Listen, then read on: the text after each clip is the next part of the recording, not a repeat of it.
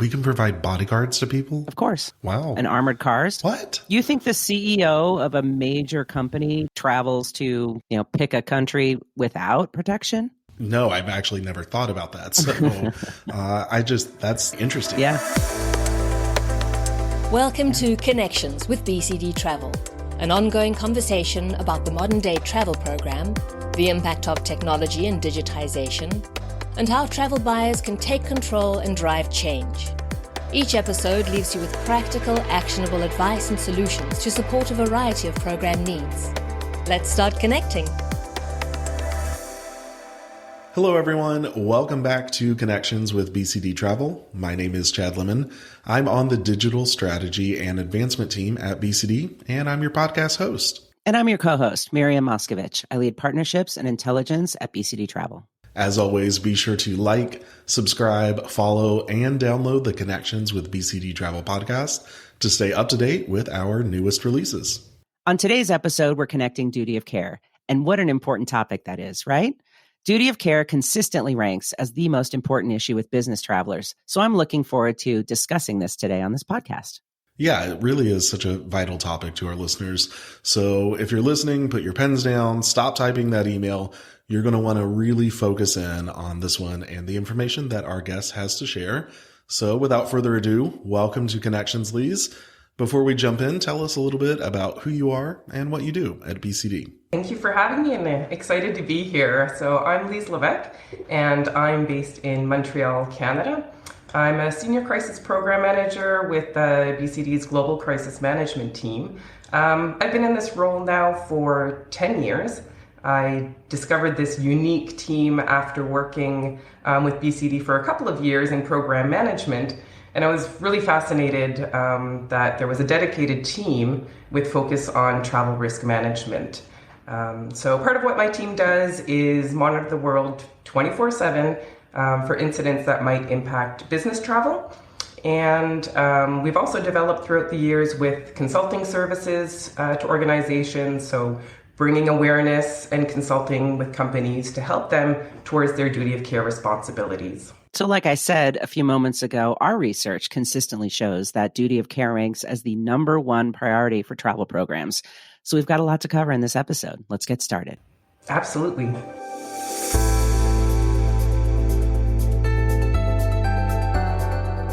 Lise, I want to begin talking about the history around duty of care and some of those milestones that helped establish where we are today. And Miriam, I know you have a unique perspective on this too, so I'd love to get you both to weigh in on this.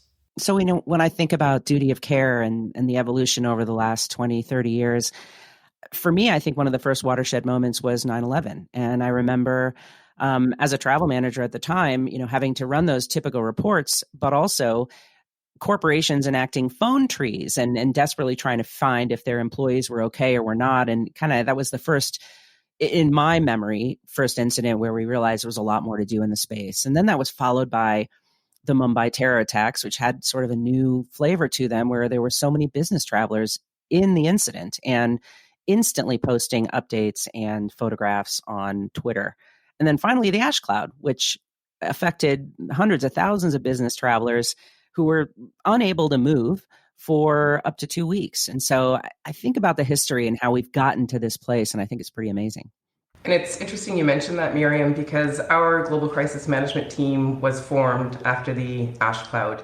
Oh, really? Okay. Yeah, and that really prompted a need for a dedicated crisis response team within BCD Travel.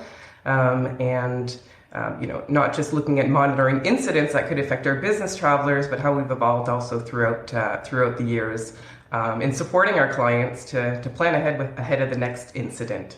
I'm glad we started there because duty of care has a history, and it's important that we recognize that. Business travel has only really been managed, I think, for about the last 35 or 40 years, right? So what started just as an incident response is now turned into a more holistic risk mitigation strategy. So what's your take on where duty of care has come from versus where it is with companies today?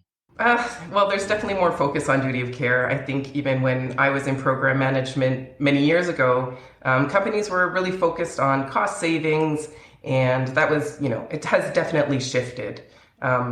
Over the years, as I mentioned, along with Advito, our team has been providing companies with consulting services, assessing programs and processes to mitigate potential risks both to travelers and their organization. So from program planning to making sure policies are in place and reviewed regularly. So we know that the world is ever changing, and so should a travel risk management program. I think we use the term duty of care pretty loosely, though, to talk about a lot of topics, but really it's just one branch under a much larger travel risk management umbrella, right? Yes, it is. So one huge shift in the industry over the last 2 years was the publication of the ISO 31030. You're probably wondering, what is ISO 31030?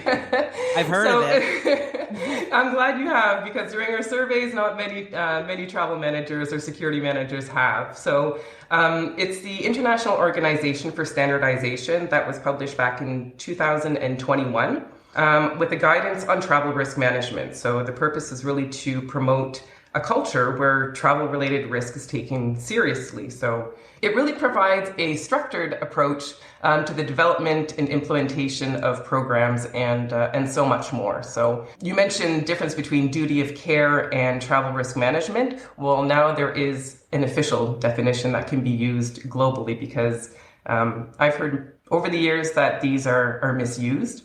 And I'll quote from the standard that duty of care is the moral responsibility or legal requirement of an organization to protect the travelers from hazards and threats. So in other words, in short, the company needs to protect their travelers.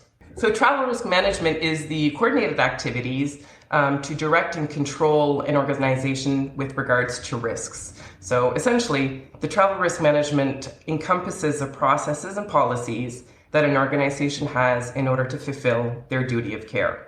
I know there's a lot there.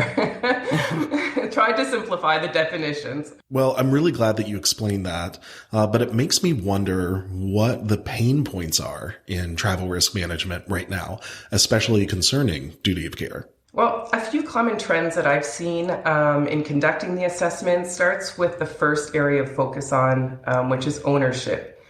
So that's really defining the day-to-day roles to the in the program, to the overall level of sponsorship in the company. So either roles overlap or worse, there's gaps and lack in direction in the program.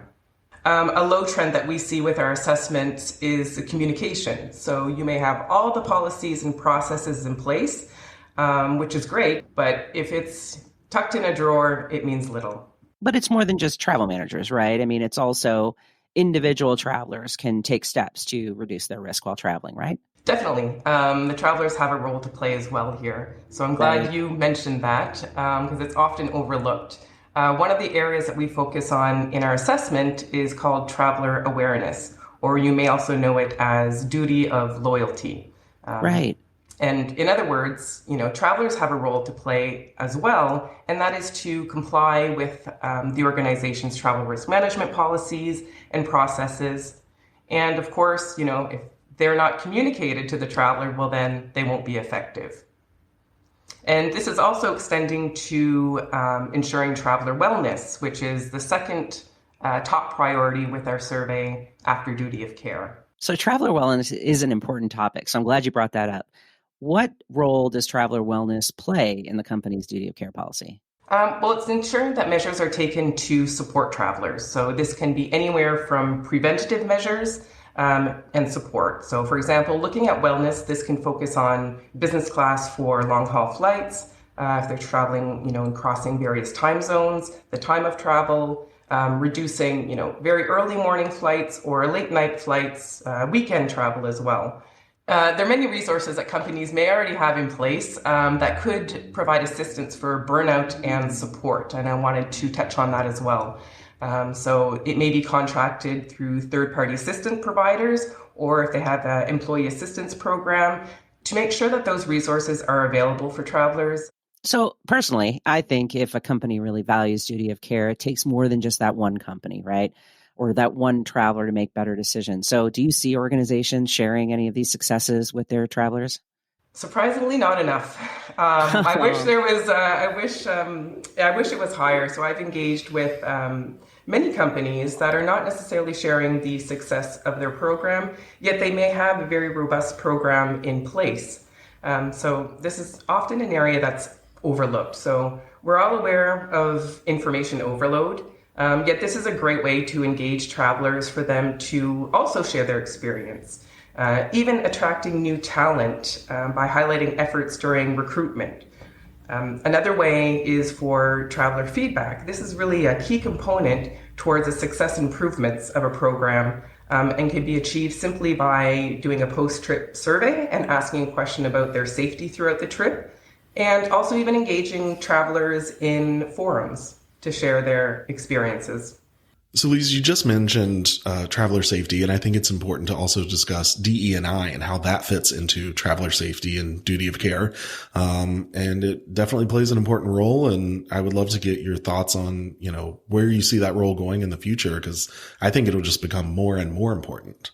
Companies often focus on travel to high-risk destinations or even current events that are happening. Yet individual risk profiles are definitely an important focus. And this can vary based on gender, sexual orientation in some areas, race, religion, younger employees or new employees or travelers with disabilities. So, for example, someone that may be asthmatic may be at higher risk than someone who is not if traveling to a location with high air pollution.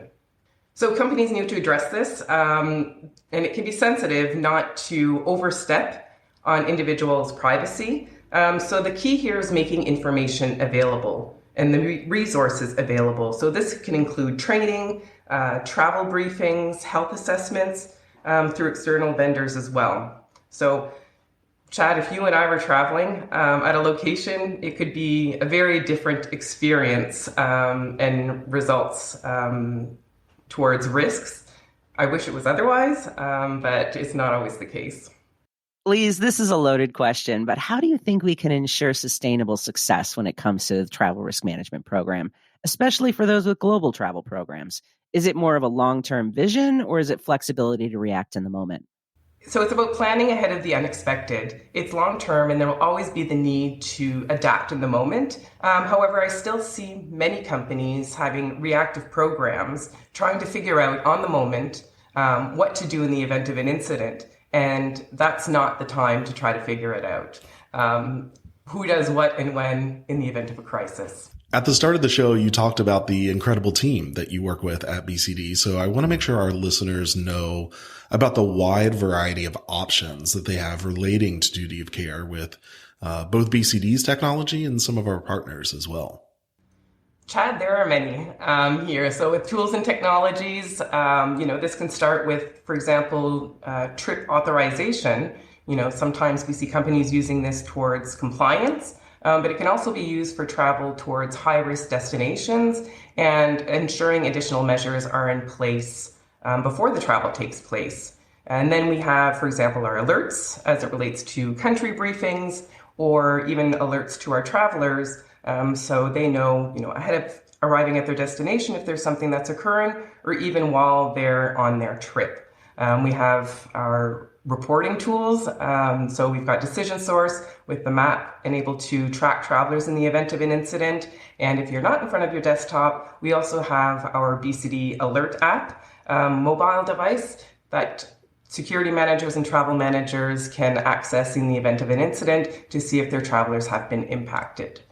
We also have our marketplace partners as well. So, for a more developed program, some of those services can include 24/7 security and medical support to travelers. So that's an item that can be outsourced, that organizations can outsource to support their travelers. And it can go beyond that with evacuation services, training, either trip-specific or generic.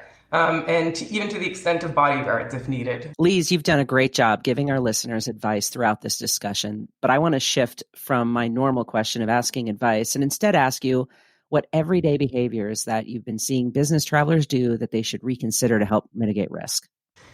I would say first, simple luggage tags. And I'm surprised to see names, business cards, addresses on luggage tags. So a simple initial, name, phone number, but people at the airport don't need to see that you're the CEO of a company or your home address, for example.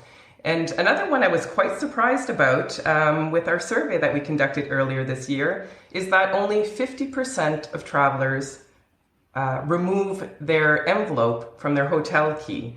And I don't want to carry around my hotel key with the room number on it, right? So I was quite surprised by that one there, especially if I'm sitting in a restaurant, you may take your hotel key and have it on the desk. So I was quite shocked by that one. I think for frequent travelers, you don't really remember your room number. So how are you supposed to know what room you have if it's not in that sleeve with the number on it? That's my issue. Maybe put it somewhere else. Put it on your phone. It's sort of like putting your PIN number on a Post-it attached to your debit card, isn't it? Or having your home address on your car keys and your home keys. Simple little behaviors like that can really make a huge difference to ensure safety while on the road. The point you just made about putting your address on your home keys really hits home, because you're right. That would be the most ridiculous thing in the world. Maybe it's not to that extent, but yes. but it's basically, it's the same thing. Before we wrap this section up, if someone is listening to this episode and wants to discuss their travel risk management strategy, who should they contact? Yes. For your first point of contact would be your program manager, especially if you're looking for information on our technologies and tools to support with your program. And for our Traveler Security Program Assessment, as I mentioned, that is with our consulting arm, Advito. And you can go to advito.com, and top right is Contact Us.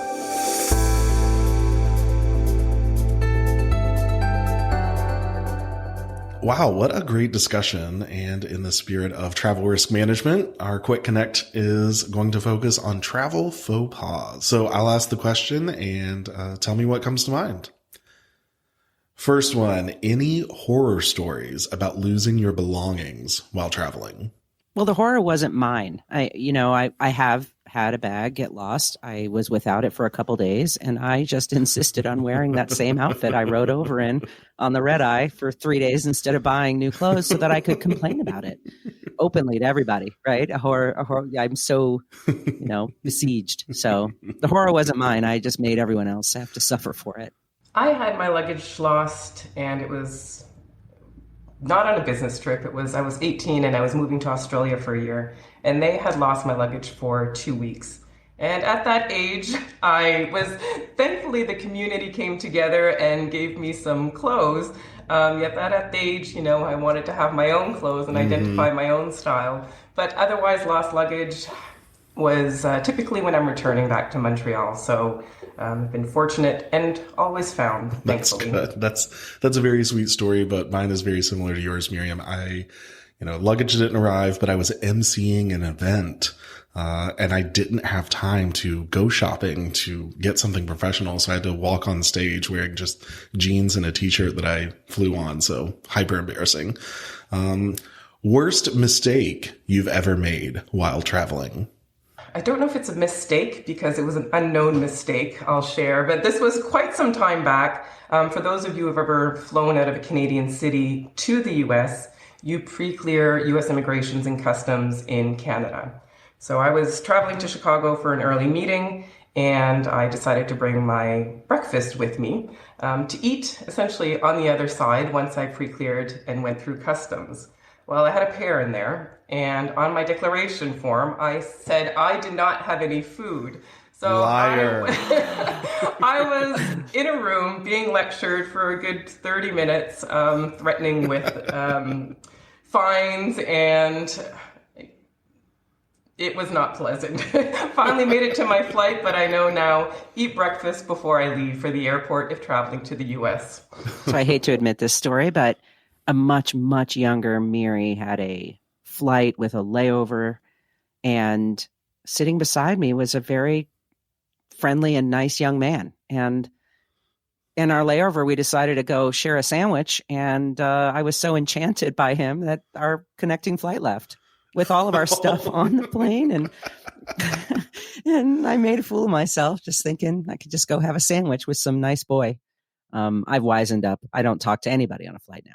I was in Europe for work in the UK with some friends, and we decided to go to Italy for like 20 hours. So we were just going to rent a cheap airport hotel room, drop our luggage in it so we didn't have to travel with it, and, head to Rome and come back before heading back to the US. And I stupidly booked the hotel room for April. I wanted to book it for April 9th and instead booked it for September 4th, getting the dates mixed up. So we were running all over this airport in Manchester in the UK trying to find out what to do with our luggage. And it was such a stressful morning. Your first mistake was thinking you could do Rome in 20 hours. Oh my God. We were amateur. We were like 23 at the time. It was awful. Yeah, of course. Only a 23-year-old would be like, let's go to Rome for 20 hours. It was so much fun. It was beautiful. I loved it.